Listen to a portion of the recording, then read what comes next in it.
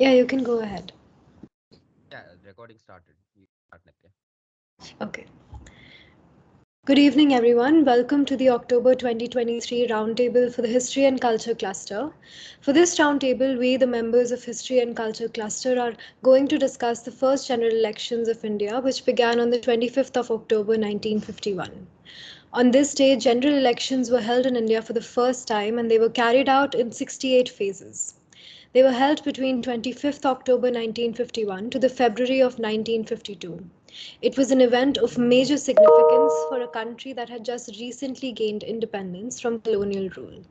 And this becomes an important topic of discussion, especially with the upcoming general elections. Before we begin, one housekeeping rule: if you want to answer any question, just raise your hand. Let's begin with discussing the general statistics and data for the first general elections of India.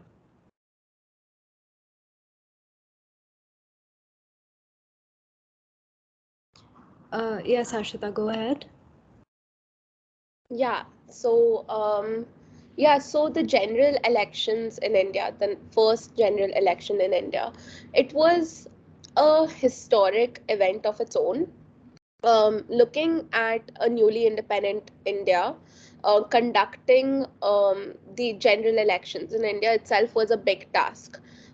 We see about 173 million Indians were eligible to vote because at the time the voter age was 21, and we see about 173 million voters who are eligible to vote, and that at the time in 1951 it made it the biggest election at the time, and for a newly independent India, it was a very daunting task. And we see the first chief election commissioner of India, who was Sukumar Sen.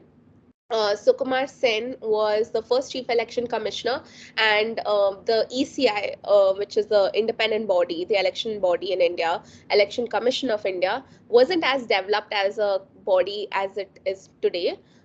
It was just Sukumar Sen and bunch of administrative officers running around in different constituencies trying to figure out how to get people to register for voting and how would we get them registered.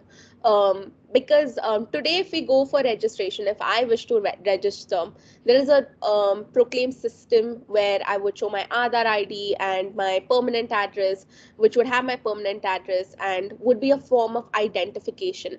At the time, to have even a birth certificate which identified your age itself was a privilege, because most of India was under poverty. So, in fact, I just went through Ornit Shani's book, and she had mentioned about in Assam and West Bengal, the way to determine age of voters was by showing significant events, or ask, like the officers would ask significant events that happened in the area, and would ask the voters if they remembered this event, and if so, then they would determine their age.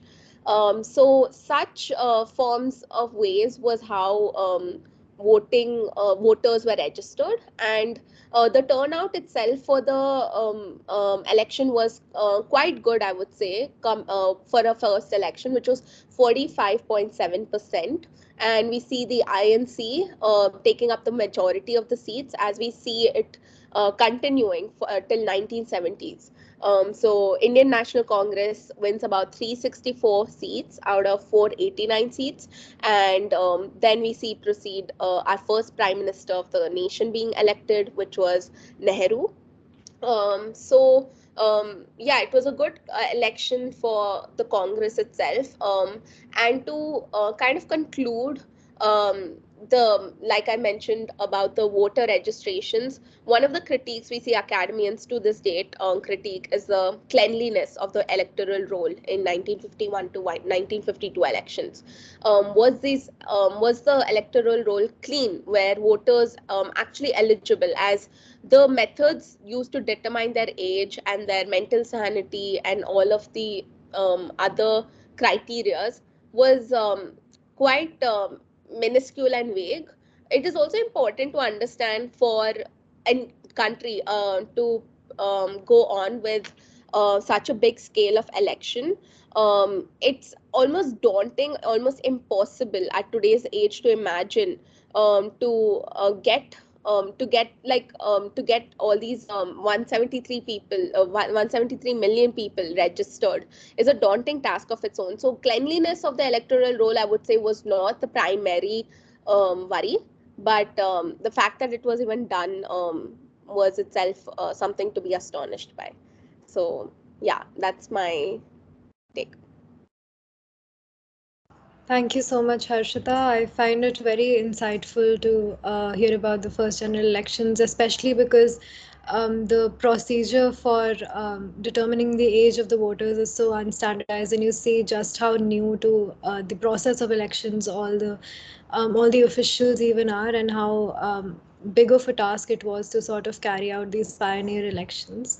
And moving on, I think we should also talk about the international perspective on the Indian elections of 1951. Who would like to take up that question? Go ahead, Savya. So the general elections of 1951 are termed as the largest democratic elections in the world. So these the votes made during these elections chose the 489 members of the House of the People, like Harshita said, and around 3,000 members of the 27 state assemblies. So the success of these elections was so shocking to the world. It impressed observers from other countries because of the faith and the order with which the people cast their vote. The foreign delegations really praised the undertakings of the great experiment, as it's termed. So the reason for such international exposure was because this was the first time adult franchising was adopted at such a vast level in reference to democratic elections. And India's population at the time being about 360 million, making 173 million people eligible to vote, played a major role in this fact because a sixth of the world's population was going to vote. So this was basically described as an act of faith because of the magnitude. So before the 1951 elections, the qualifications of an elector varied from provinces because the franchise was very limited and it was based on things like taxation, property, community, etc. So the decision to fully adopt adult franchising launched a great experiment that was unique in the world because of its complexities and, like I said, magnitude. So it showed globally that a multi-ethnic, multicultural, and multi-religious country like India could successfully conduct free and fair elections.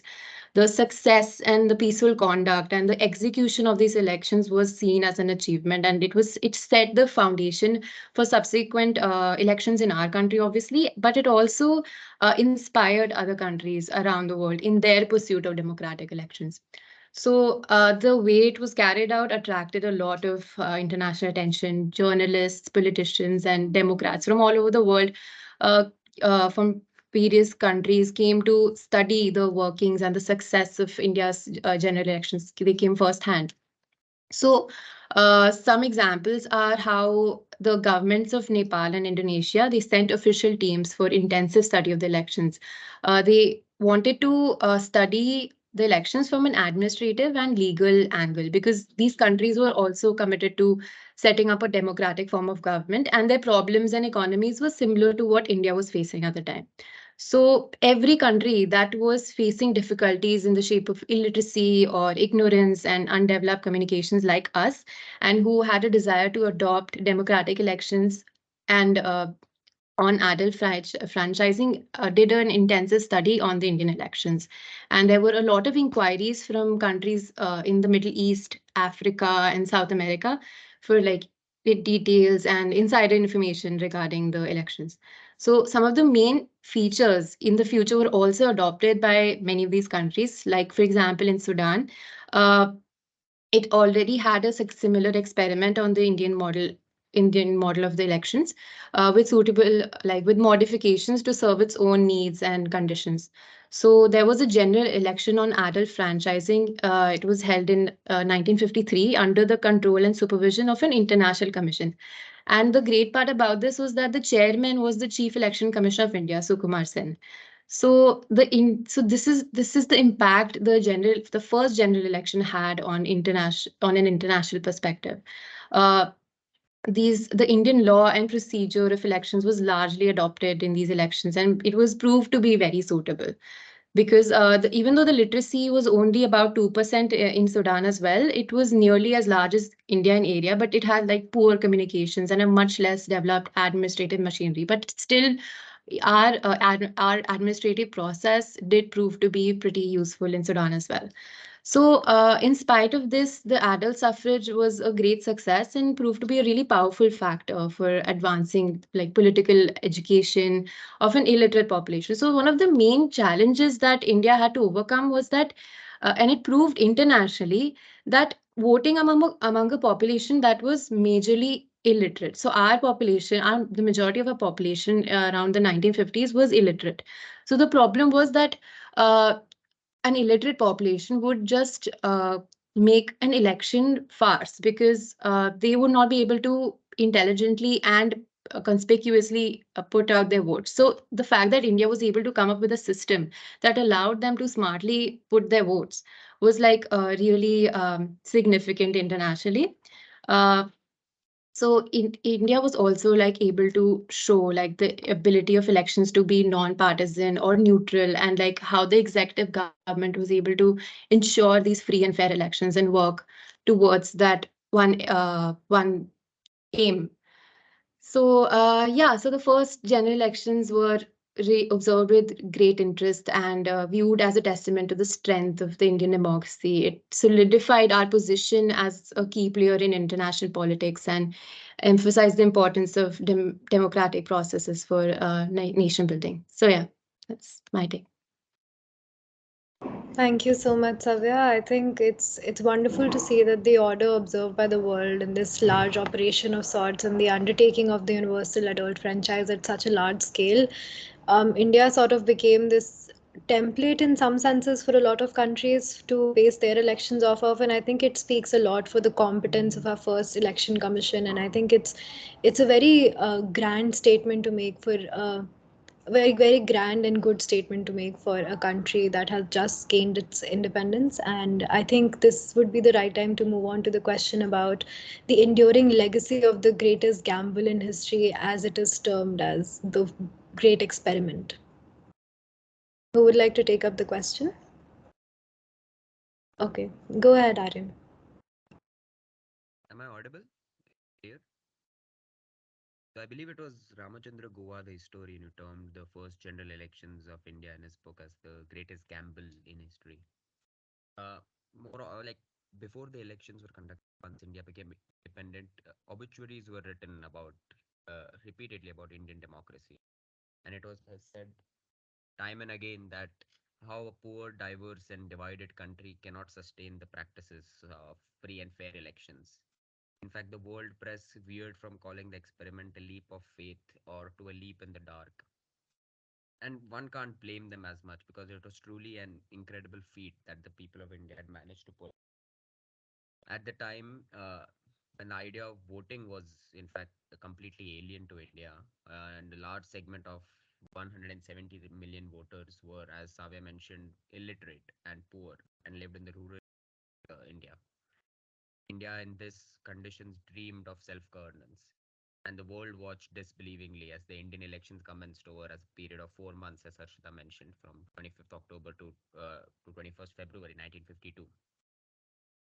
In fact, the Indian elections had to take some not known tactics to get over the hurdles that it faced. Like to counter the bane of illiteracy, election symbols on ballot boxes were introduced, and a special ink was devised which would not wear off till a week, which would prevent a person from voting twice.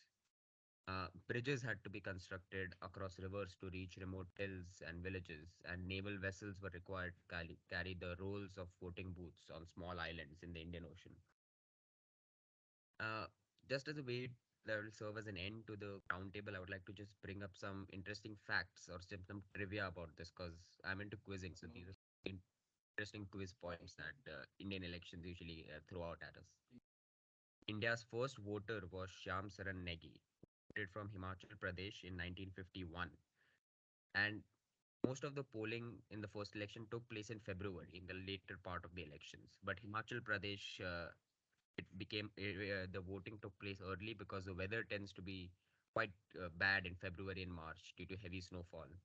So because of that, Himachal Pradesh went to elections like 4 months earlier, and that's why Shyam Saran Negi was the first person to vote in India. In fact, he's also considered to be India's oldest voter. Second, and this I think is one of my interesting facts that I found. During India's first ever general elections, the Election Commissioner of India, Sukumar Sen, directed his officials to delete the names of 2.8 million women from the election rolls, despite the fact that they were all legal voters and had voted.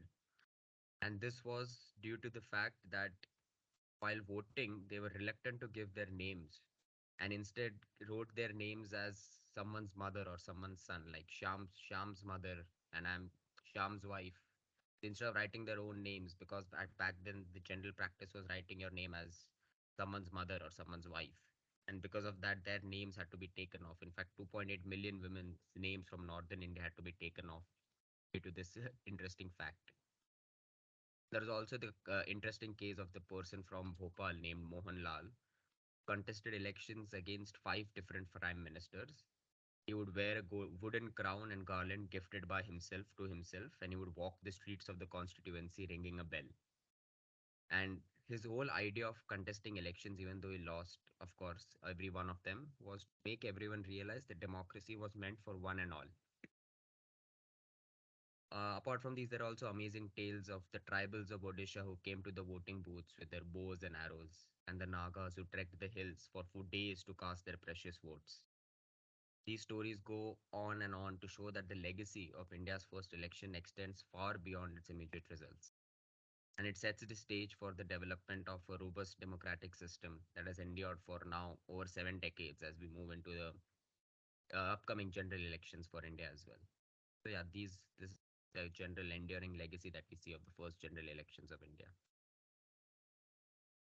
Thank you so much, Aryan. I think it's very interesting to see all these people trying to imbibe sort of their own legacy onto the legacy of the great first elections of India. And I think it's a very interesting way to look at the legacy of the first Indian elections, not just in terms of their grand scale, but also in terms of, individual stories for people who were witnessing this universal adult franchise for the first time. And I think it's very interesting to hear those stories. Thank you everyone for joining in to this session, this roundtable session for the History and Culture cluster, and I'm looking forward to the next discussion we have in November. Thank you so much.